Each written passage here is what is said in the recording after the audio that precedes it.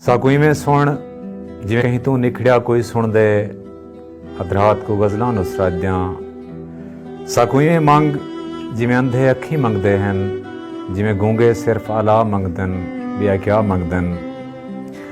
और साडा इवें थी जिवें पोहदी रात गुजार करें कोई धोंदे लोंदा डेह थींदे। साकू में पढ़ जिवें झोंकते शाम को भातें बए पढ़े छेड़ू डोढ़े तारक दे।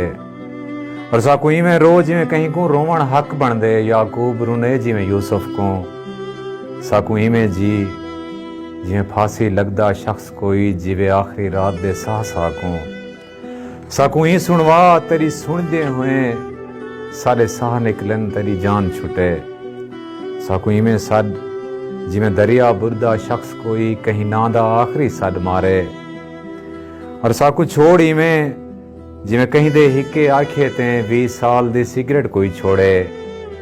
साकू में मिल जिवें मिल मजदूर को मिल पवन कट्ठे डू तनखाही ईद उतें। साकू त्रोड़ में जिवें उजड़ी घोड़ दी मैयत ते मारे धाड़ी वंगा त्रोड़ पीटे।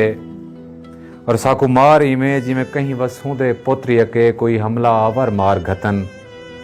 साकू वरता जिवें अपनी सारी शायरी विच एक बाहू हू वरता दिखलाए।